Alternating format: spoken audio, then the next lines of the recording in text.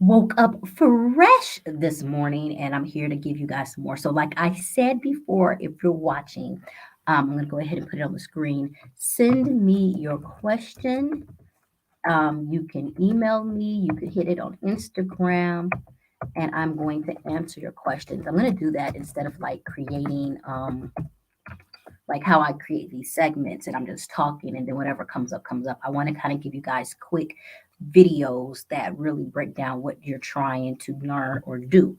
So you can say hello, you can say this, and I'm going to break this one down. So this was a really quick question. It came to me via my email, and it was just really like, hey, how do you become like a teacher internationally? Like, what do you do? It was just really, really basic, but I wanted to talk through a couple of things and thought processes that we don't quite understand or get.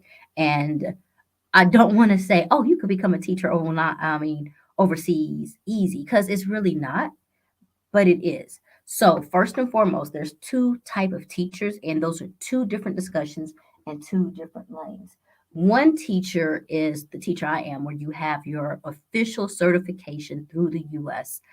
Through one of the states, and so you have a state certification. You have documentation or transcripts that proves that you went to school and you are degreed or you have certification to teach.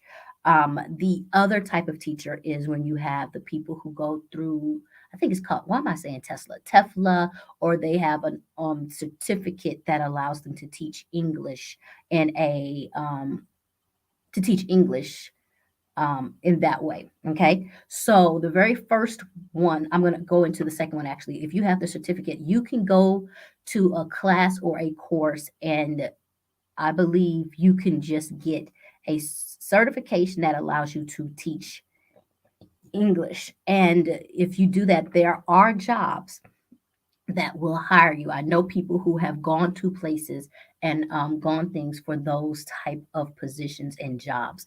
And so you can look at your Teach Away, you can look at, and you really can Google it. There are so many things out there.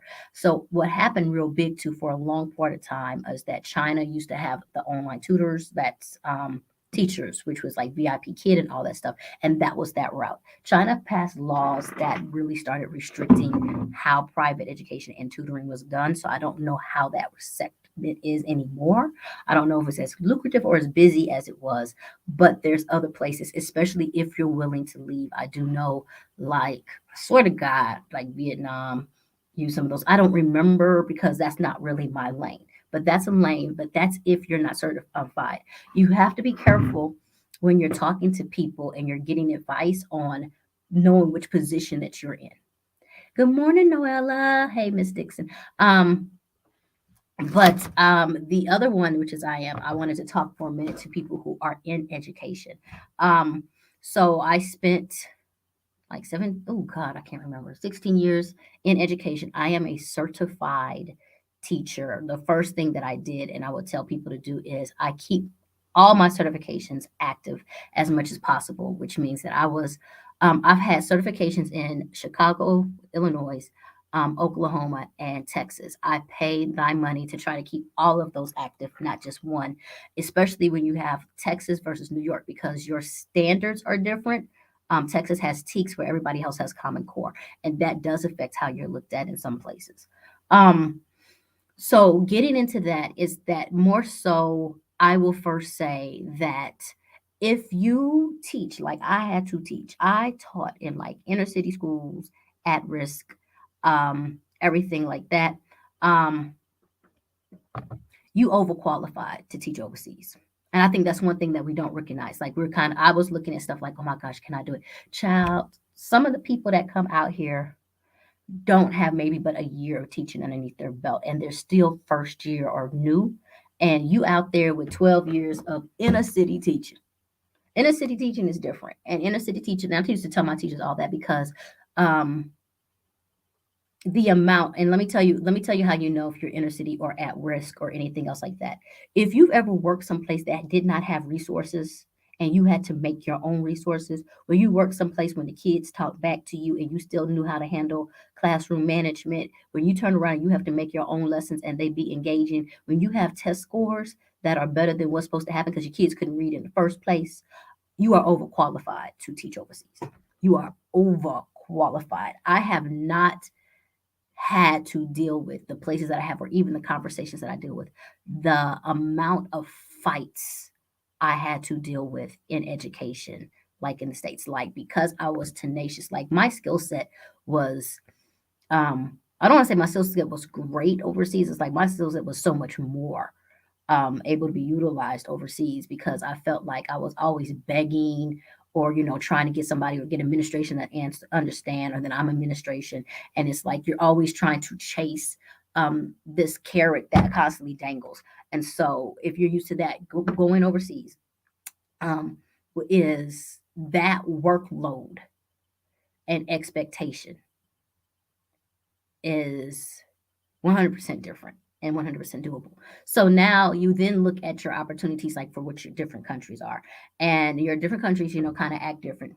Teaching in China is different than teaching in the UAE, or teaching in Kuwait, or just teaching, in Africa. And the one thing that I constantly tell people, especially if you're listening to me and you're African American, you black skin, is that you always need to apply. You don't need to turn around and tell yourself no. You always need to apply, because some of the schools have their own systems and nepotism in hiring people, and sometimes they actually don't. So it's really hard to find educators that look like us. Like, you have to really find your niche or your knee ways. I see like large populations go to certain countries. Um, and then so you always apply. You get to have the right to say no. Don't say no before you actually find out if you have the right or not. Um, the next thing is you can be in touch with like Teach Away. There are so many job boards, and in fact, if you need to, just go to Facebook and Facebook groups. Everybody will tell you what you need to do. Every single country's requirements are different. One of the things that really stopped me from teaching abroad in like one of the countries is that I was alternative certified, and they wanted teachers who were certified in that subject area. So you don't ever say no, like, because they won't tell you. It's really, really hard. They won't always be upfront and say, hey, this is what you needed. This is what you needed to do. Sometimes they just keep on going and you assume it was one thing when it was something else. And like you reach out. Now here's what you do need to know. Right now, teachers are heavily recruited, so there should not be any entity that you pay to do the work for you. There should not be any entity that you're paying up front. Majority of recruitment agencies get their money from the back end once you're placed, and they get it from the school, and they get a nice little chunk. So if anybody's telling you that you need to pay up front, go to another company. There should be absolutely no reason. The only thing that you should have to pay for, I think, is, I forgot, it's like International Associates is the only one where you do pay for, and that one is fair because they do they screen everybody. So that's a really good one. They screen people.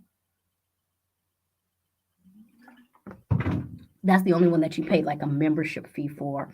But I'm talking about if it's like an active recruitment, if they do it, you need to ask them, what is it going towards, da da da da da da, and ask them their buying processes. Oh my gosh, we could talk Noella in a second. I'm gonna hit up Danielle, who's saying real quick, thank you so much for covering this. I'm taking an exam to get my certification next week or so, and I've been planning eventually and going this direction. You go now. I will say, if you're getting your certificate, majority, it didn't always happen. Majority of places did ask for like 2 years teaching experience. So you might have to do your 2 years and then you can go. But I would actively be looking in the blogs and everything and go that. If you want to teach in Africa, like that's my thing. I'm going to teach in Africa. Those positions are harder to come by.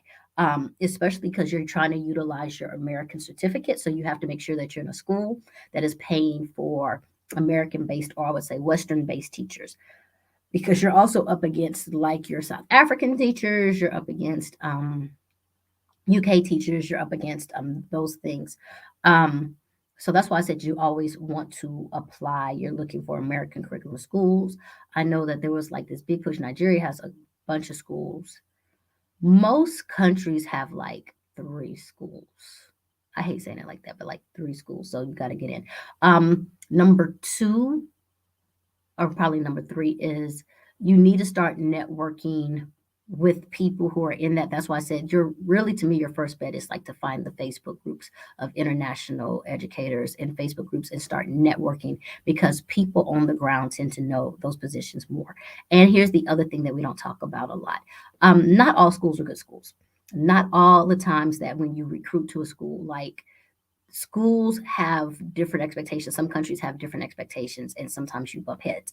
Um, I would say if you're going to be a teacher internationally, you really have to be flexible, and you have to know about your contracts. You have to know about your terms, and you need to be able to communicate with other people. If you do get into a bad situation, and then I'll be honest with you, at first year for me internationally was a bad school, was a bad system. But one of the things that I had to remember was what was my goal to be there. And my goal was, some personal goals. So I would remember the goal. And it's like I would just do the job that was asked of me. I think that we are so used to going over and above and beyond here for nothing, where sometimes it's just like, just do the job that's asked of you and you be okay. So that's one reason why I have the kind of conversations I have now with teachers, like, yo, what is the school's vision, not what is your vision? Are you doing what you've been asked to do? You signed you a contract to do that. You don't have to save the world. We had to save the world. Teaching in Chicago, so no, I'm going to help break that down. Like, yeah, we had to save the world. Like, that's what we signed up for. We signed up for saving the world, being your mama, being your nurse, being the attorney, being an advocate, being this. Like, we sign up to do that as a teacher in the States, where sometimes in other places they just like, can you just teach? Can you just handle the math curriculum from 9 to 5? Thank you. Take care of the testing, do those things. So 100%, it's 100% attainable and doable. But you don't have the information you need to have sitting in the US. Like, those people who are international and abroad are all in a totally different network, totally doing different things. So you have to get into that. Now, another place where um, I don't know a lot is coming out of K through 12. You can teach in international colleges and universities in different aspects and stuff. So you really just have to, like I said, I hate saying that, like, just get into that network, but there's so many opportunities. And then there's a different conversation of, once you get a job, like, what should you do? Because the first thing I'm going to turn around and say is you need to get either the Millionaire Teacher, which is a book, because you're going to be responsible for your own retirement and pension. One of the things that I started doing is called Wealthfront, where I get to put money into my own ETFs and they totally manage it. But you're going to have to start thinking on long term and saying, how can I be set up while I'm doing this? Let me sit here and say, I thought I did this. Oh, Danielle, if you have any questions, pop them in right now, as long as I'm talking about this. But it's oh, that's another thing. So the issue is, or one of the things that's important is, you got to know these people, because some countries have like requirements or limitations. Like, for instance, in the UAE or Middle East countries, if you're older, you're probably not going to get picked up. And when I say older, like, they have an age limit, like either 55 was their age limit or whatever, because they just don't, you don't work after that. And so you need to make sure that you're talking to the countries, whatever. I think there's some wonderful opportunities, like, what was it, like the Vietnam opportunities, I forgot, but there's some wonderful opportunities there. You're going to get turned off when you look at some of the salaries, and I'm going to say, please don't, because you really have to understand, like, there's a place um, that might pay you $2,000 a month, and you'd be like, oh my God, $2,000 a month. Well, if you don't have any US bills, $2,000 a month might like be golden out there. So the key thing is you really want to shut down your US bills, because that is what's going to drain your money versus like where you're working at. But you need to check all those things. All right, let me keep on going. No, you're not a teacher. Your husband, he started teaching a teaching career in Chicago inner city school. Child, that's where I started. I started in the garden. Ask him about that. Oh my God. Oh my God. The stories I could tell you. Mm, there we go. Thank you, Lioness. Lioness was at the International African Arts Festival tonight. I purchased some books for your kids. Thank you. What about a children library near your farm? Do I know the Busy Bear collection? So, the children library near my farm is actually a want. I want that so bad. It's a big want. I'll be honest with you, my want is more so of a community center slash library. There's things that I have to know being practical. Getting books here is hard and expensive. Getting books here is hard and expensive. So it's one of those things that when I'm ready to tackle that, I have to find out the best ways to tackle.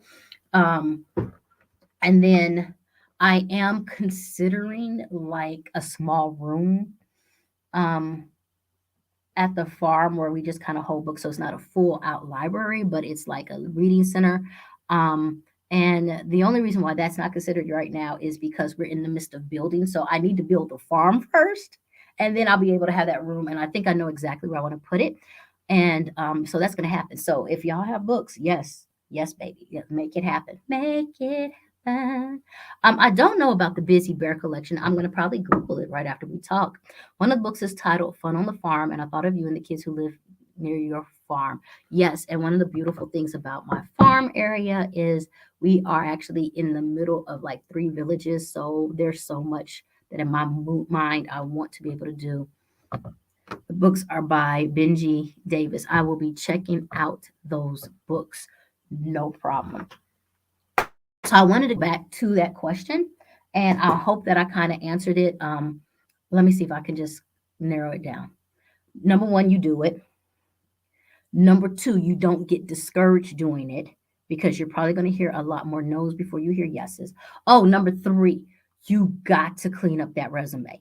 I totally forgot this one. You got to clean up that resume. What's happening is um, people who are international might not necessarily use the same lingual and understanding. You have to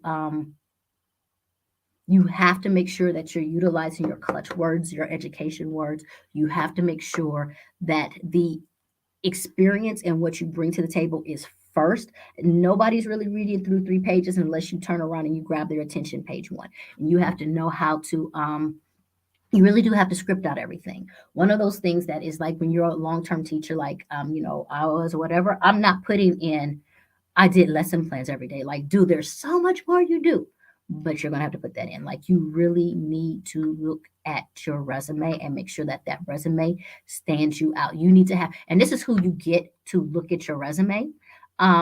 You get, I'm not even gonna say teachers. Sorry. You get principals. If you have any principal friends or you have any specialist friends, you get them to look at your resume, let them look at your resume as a friend. You have them look at your resume, tell them to look at your resume for like 20 seconds to 30 seconds and take it away and ask them, did you stand out? And let them be honest, like, yes, no. And then because you're looking for like clutch words, like I did a lot of hiring and I look for clutch words and I'm looking for what you do. I'm looking for, yeah, not like I met with parents and I did it. You liaison, you orchestrated, you created, you were over, and then I did not really like paying attention to having to search for your information. I needed experience first. What are you doing? Y'all, that mission statement they tell y'all to do is a joke. Ain't no, you don't need to have no statement of intent. Your statement of intent is to get hired. Like that's a joke. You don't have to do that. Um, and then what is it? Like your education can go at the bottom. Now, whoa, I take that back. Your education, like you go into college and all your certificates are important in international world.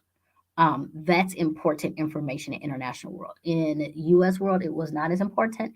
In international world, yes, they want to know that you are degreed, you're mastered, all that other stuff.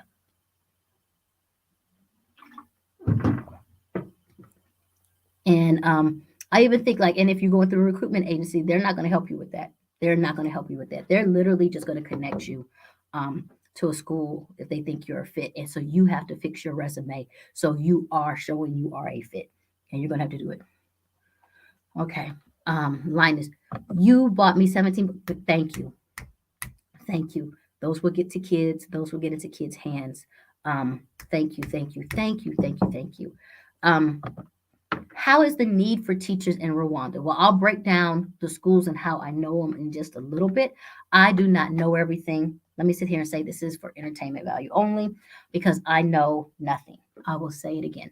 However, when you're looking at certified teachers, certified Western teachers, one of your things that you have to understand is that the pay level of a certified Western teacher and the pay level of a regular teacher are two different ones. So you're first looking at a school who will pay you upon your certified level. If you want to work on a local salary, you definitely can. That's definitely your choice. But if you're paying school loans or if you're paying anything else, you're looking to get paid um, on you really, I hate saying it's like this, you're looking to get paid upon the expertise that you gained. You're looking to get paid upon the expertise that you gained. So there are 3 schools that I know of that utilize Western teachers, and if anybody's watching this, you can watch differently. That is ISKR, which is the International School ISK of Kigali, Rwanda, which I believe is mostly like your embassy, like that's really fueled by a lot of your embassy kids and all that other stuff.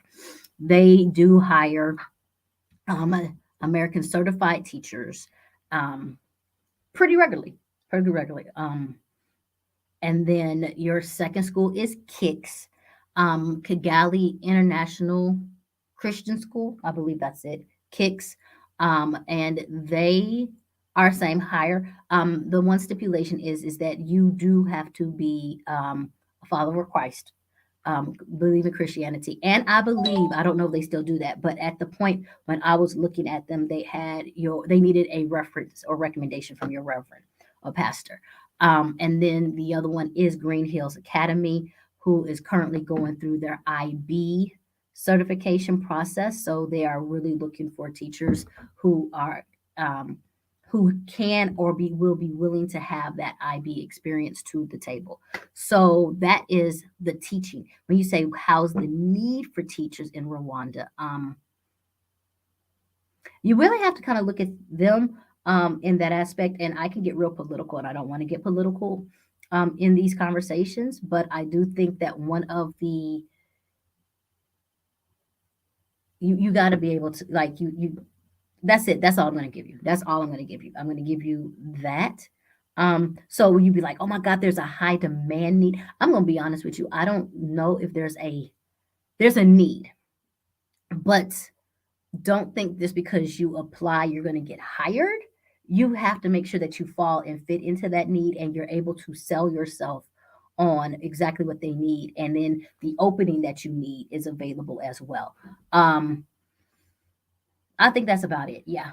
So, and then I'm gonna be honest with you. I will say that sometimes when you look at some of the salaries or whatever like that, you're gonna turn around and balk. Like when I first got my first salary, my mom was like, "Oh my God, you're not gonna make it." Yes, you are. If you cut down your U.S. expenses, you can make it. If you cut down your U.S. bills, if you pay off your credit cards and all that other stuff, you can figure it out. You definitely can. So I think this is about it.